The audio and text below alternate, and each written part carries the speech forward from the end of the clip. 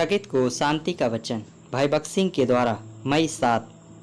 अपने बीच में जो पराये देवता हैं उन्हें दूर करो और शुद्ध हो जाओ और अपने वस्त्र बदल लो। उत्पत्ति 35 अध्याय का 2 पद।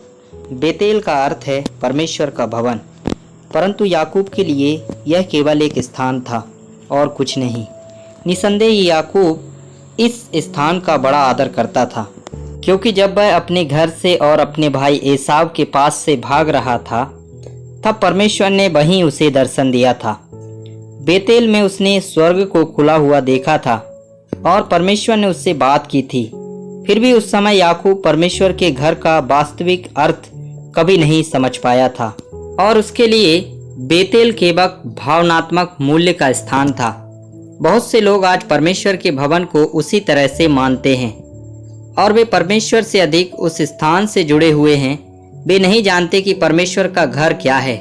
उन्होंने शायद मसीह के नाम पर अच्छी इमारतें बनाई होंगी।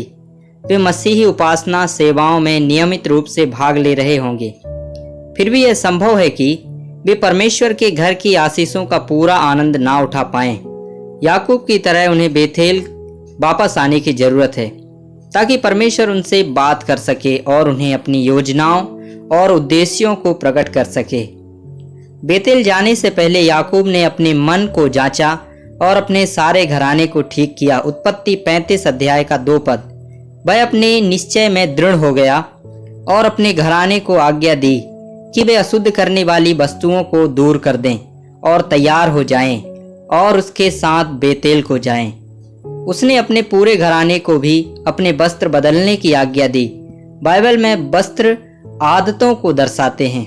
बहुत बार किसी के चरित्र का पता चलता है कि वह किस प्रकार के वस्त्र पहनता है और उसका रंग कितनी बार बदलता है। यह देखकर बहुत दुख होता है कि कैसे अच्छे विश्वासी भी सांसारिक कपड़ों और सांसारिक जीवन जीने के तरीके की चकाचौंध से आकर्षित होते और धोखा खा जाते हैं। धीरे धीरे वे ऐसी आदतें और सहचर्य बना लेते हैं जो उनके मन और जीवन में अंधकार ले आते हैं। जैसे याकूब ने अपने घर को शुद्ध किया, वैसे ही हमें भी सारी सांसारिक प्रथाओं और मित्रता को त्याग कर अपनी बातचीत में भी पवित्र होना चाहिए। हमें बताया गया है कि याकूब ने शकेम में एक बांज वृक्ष के नीचे पराये देवताओं और अन्य अशुद्ध वस्तुओं को गाड़ दिया।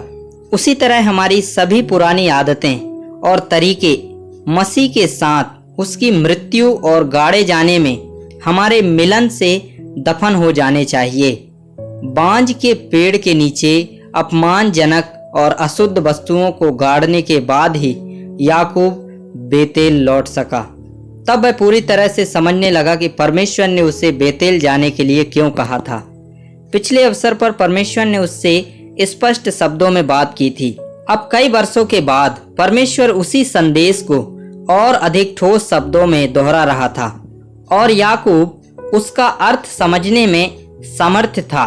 इसी तरह शब्दों के अर्थ को पूरी तरह समझे बिना भी हम शब्दों का प्रयोग कर सकते हैं।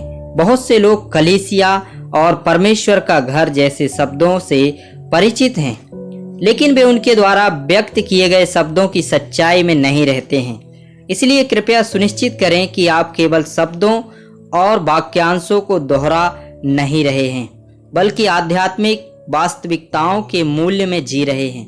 क्या आप वास्तव में कह सकते हैं कि आप बेतेल का हिस्सा बन गए हैं, जो कि परमेश्वर का घर है, या शायद आपके जीवन में कोई पराये ईश्वर हैं जो आपके आध्यात्मिक विकास में बाधा बन रहा है?